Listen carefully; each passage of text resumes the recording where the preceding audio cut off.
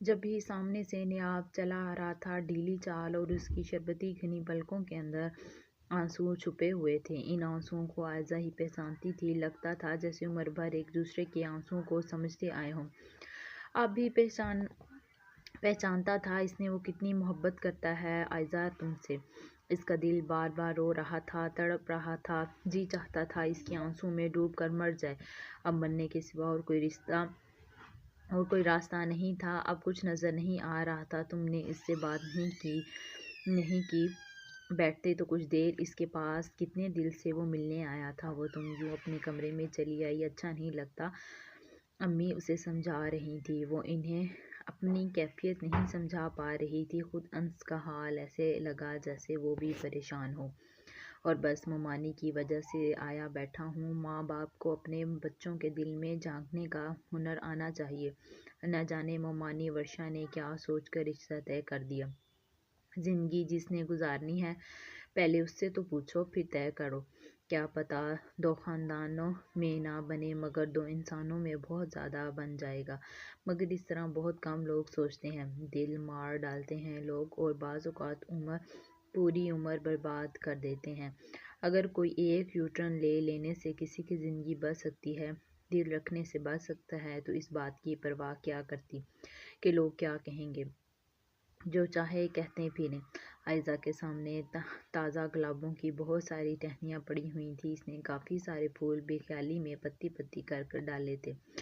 پاس پڑی چائے الگ ٹھنڈی ہوئی تھی، اس کا کسی بھی چیز پر دھیان نہیں تھا۔ نائمہ کی آنکھیں خود پر جمی دیکھ کر وہ بڑھا کر سیدھی ہو گئی تھی۔ سارے گھر میں ہی اداسی پھیلی ہوئی تھی۔ پتہ نہیں نیاب کو کیا ہو گیا ہے، ساری زندگی کبھی روتے ہوئے نہیں دیکھا اسے، اور کل سے دوبارہ اسے نم آنکھوں کے ساتھ پکڑ چکی ہوں، اور تو اور میرا دل بھی بھرا رہنے لگا ہے۔ کیوں روتی رہتی ہو؟ ہمیں نظر لگ گئی کسی کی؟ کوئی آزمائش ہے؟ اللہ کوئی آزمائش؟ آواز نائمہ کی بھی بھاری ہو گئی تھی اور عائزہ کی بھی، دونوں ہی ایک دوسرے کے گلے لگ گئی تھی، ایک دوسرے کو سمجھے بغیر۔ ورشا سبزی چھیل چھیل کر ٹوکری میں رکھتی جا رہی تھی۔ کچن کا کام انہوں نے کبھی بھی ملازمین پر نہیں چھوڑا، خود نگرانی کی اور سب کی صحت کا خاص خیال رکھا۔ انس آفس سے واپسی پر انہیں سلام کر کے سیدھا اپنے کمرے میں چلا گیا تھا۔ فرش پر بھرے بے شمار گلابی پھول جو بیل سے مسلسل گر رہے تھے، اس کے قدموں میں چور امور کیے ہوئے تھے۔ جب ورشا اندر گئی تب وہ نیوز چینل میں مگن تھا۔ کیا تمہیں عائزہ پسند نہیں ہے انس؟ انہوں نے بیٹے کی آنکھوں میں دیکھ کر پوچھا تھا۔ جہاں اداسی کا ایک جہاں آباد تھا، سارے خزاں کے موسم وہیں بسیرا کیے نظر آ رہے تھے۔ مائیں دل کی تحریریں پڑھ لیتی ہیں۔ پسند ہے امی، میں نے کب انکار کیا ہے؟ اس کے جواب نے بھی کوئی تسلی نہیں دی تھی۔ دل مسلسل بے چین ہو رہا تھا۔ تو پھر اس قدر بجھے کیوں ہو؟ اس طرح بجھ کر زندگی تھوڑی گزرتی ہے۔ تم تو بجھے چراغ کی طرح نظر آنے لگے ہو۔ عائزہ کے ساتھ بہت خوش رہو گے۔ عائزہ کی ماں نے ساری زندگی نہ چاہتے ہوئے بھی ہر جگہ نبھائی ہے، وہ بھی نبھانے والی ہوگی۔ تمہیں پتہ ہے نبھانے والی عورتیں جیون سنوارتی ہیں، اور بے صبری عورتیں کبھی بھی کسی کے دل اور گھر کے لائق نہیں ہوا کرتیں۔ زندگی انہوں نے گزاری تھی، پہلے اپنا گھر بنایا تھا، اب بیٹے کا گھر بنانے جا رہی ہیں۔ اپنے گھر کی بنیاد ایک اچھی لڑکی ہی رکھ سکتی ہے۔ انہیں خوب معلوم تھا، اور بیٹے کے دل کا حال بھی وہ جانتی تھیں۔ شائستہ انہیں ساری زندگی اچھی نہیں لگی۔ گھر بساتے ہی اپنی 1.5 اینٹ کی الگ مسجد تعمیر کی۔ ٹھیک ہے کہ گھر بسایا تھا، اولاد سنبھالی تھی، مگر زندگی انہوں نے اپنی مرضی کی جی تھی۔ کیا پتہ ان کی نائمہ آتے ہی الگ گھر کا مطالبہ کر دے اور وہ انس کی صورت کو ہی ترس جائے۔ انس کے لیے ترسنا انہیں کسی طرح بھی گوارا نہیں تھا۔ بے ساختہ نائمہ کا سراپا ان کی نگاہوں میں گھوم گیا تھا۔ بے زری بچی تھی، مگر ہو بہو ماں کی فوٹو کاپی۔ اس سے دل ڈرتا تھا، اور جان بوجھ کر کون خوف میں مبتلا ہونا چاہے گا۔ جب کبھی وہاں جانا ہوا، انس کی مسکراہٹ جان دار ہوا کرتی تھی۔ ہمیشہ نائمہ کا استقبال بھی بڑے دل والا ہوتا تھا۔ وہ بھی ورشا اور اس کی خدمت میں کوئی کمی نہ رکھتی تھیں، مگر ورشا ہمیشہ شائستہ کی وجہ سے بدگمان رہیں۔ بس انہیں شائستہ کی اٹھ پٹک بہت بری لگتی تھی۔ بس جو برا لگے، اس کی ہر بات بری ہی لگتی ہے، اس برے لگنے کا کوئی علاج نہیں۔ جس طرح انس کے دل میں نائمہ بھی ہوئی تھی، اور نائمہ کا دل میں انس کی اس محبت کا کوئی علاج نہیں۔ اس ایک چہرے کے سوا دنیا میں اور کوئی نظر آتا ہی نہیں، اور دل سمیت پورا وجود بے بس ہے اور لاچار ہے۔ انس کو معلوم تھا کہ امی کیا سوچ رہی ہیں۔ اس نے بھی ماں کی کوئی بات ٹالی نہیں، مگر اس پر دل چاہتا تھا کہ صاف مکر جائے ہر بات سے، مگر ایسا کیسے ہو سکتا ہے؟ جب امی نے عائزہ کا ہاتھ تھاما تو وہ بے حد ٹھنڈا ہو رہا تھا، بلکہ پورا وجود ہی سخت ٹھنڈا ہو رہا تھا۔ امی کا دل بہت زور سے دھڑک اٹھا تھا۔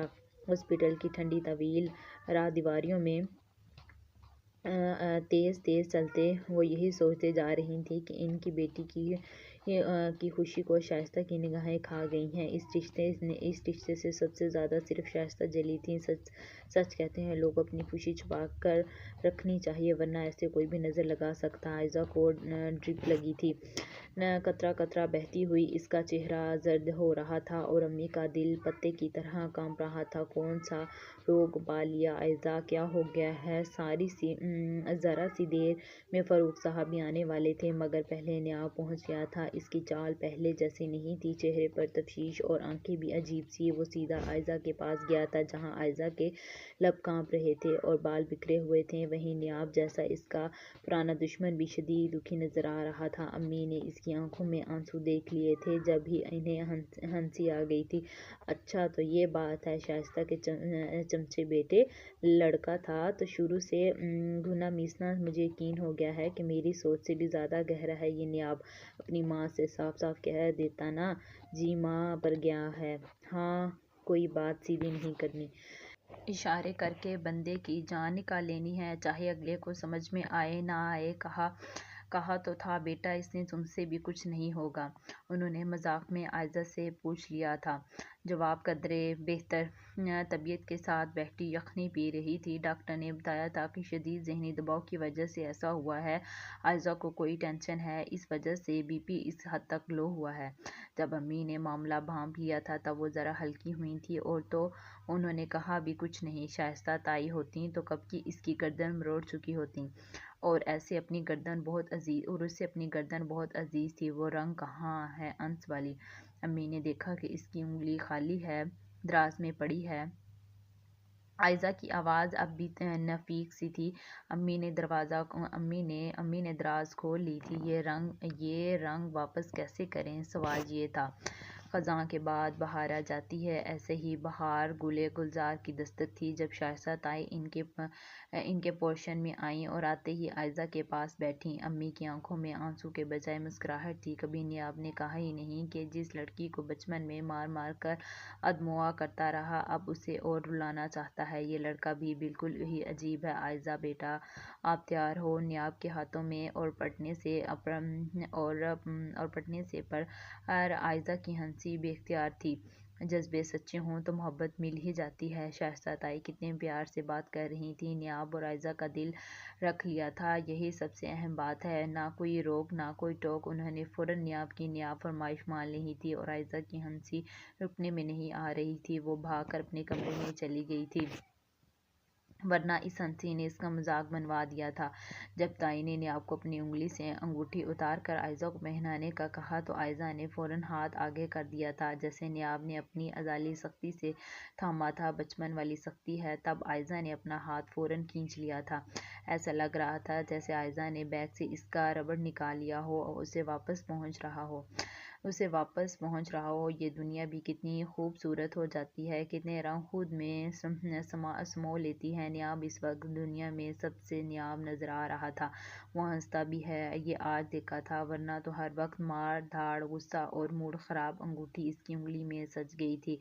تایا جان نے بھی اسے خوشگوار محفل کا فائدہ اٹھاتے ہوئے چپکے سے دوسری گلاب جامن اٹھا کر منہ میں رکھی تھی، اور تائی شائستہ کو پتہ بھی چل گیا تھا۔ کبھی پرہیز تو کر لیا کریں، بس موقع کی تلاش میں رہتے ہیں آپ۔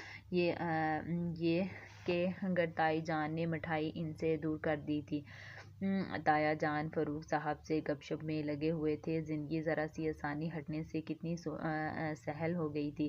ازالیوں دشمن سچے محبوب بن چکے تھے۔ ٹیبل پر गुलाब के बेशुमार फूल और गजरे रखे हुए थे जो नियाब लेकर आया था, जिसे नाइमा, सलीमा और आयज़ा उठा उठा कर पहन रही थीं। तब बड़े हक से उठाकर नियाब ने गजरे आयज़ा की कलाई में पहना दिए थे और मुस्कुराते हुए वापस बैठ गया था। मैं समझी कांटा चुभोने का इरादा है। सबकी हंसी छूट गई थी। अगला अगला सरप्राइज़ वर्षा ममानी की आमद का था, साथ में अंत भी था। इसकी मुस्कुराहट भी आज जानदार थी। जब वर्षा मेमानी ने सारे इख्तलाफात भूल भाल कर नाइमा को अंस के साथ ला बिठाया और ऐलान कर दिया, हम सब की मर्जी और मुशतरका फैसले हमारे बच्चों के साथ जुड़ा हुआ है। नाइमा ने चुपकर खामोश मोहब्बत तो की थी, मगर फैसला अल्लाह पर छोड़ दिया था। इजहार की हिम्मत नहीं थी, मगर जब अल्लाह को किसी और ऐसे के लिए चुन लिया था जिसे हमने दिल से चाहा था, तो सारी उम्र अल्लाह का शुक्र अदा करना चाहिए। अंधेरे सवेरे का सफ़र इस तरह जारी व सारी रहेगा। ज़िंदगी रोशनियों से भरी है तो अंधेरा भी बहुत गहरा है। इसका साथ मिल जाना, किसी के साथ शरीक सफ़र होना कोई बड़ी बात नहीं, असल बात तो निभाने और मोहब्बत करते रहने में है। जब इसने नाइमा का हाथ थामा और नियाब ने आयज़ा का, तब आसमान पर बेशुमार उम्मीदों के सितारे रोशन थे। नाउमीदी का अंधेरा दिल में उतरने से पहले ही उम्मीद का सफ़र शुरू हो जाना चाहिए। मुझे गुस्सा बहुत आता है, नियाब ने आयज़ा की आंखों में देखते हुए कहा था, और मुझे मोहब्बत बहुत है। आयज़ा ने भी शर्माते हुए बगैर सच बोल दिया था। एक ही बात तो हम दोनों में मुश्तरक है आयज़ा, मोहब्बत हम दोनों ने बेशुमार की। मैंने छुपकर की और तुमने अचानक कर ली। आओ इस अहद को निभा कर हम खाएंगे। हम एक दूसरे की सच्ची तलब थी, झूठी नहीं। रोशनी की किरण तो किसी रोज़न से भी अंधेरों में दाखिल हो सकती है, बस एक ज़रा सा इंतज़ार।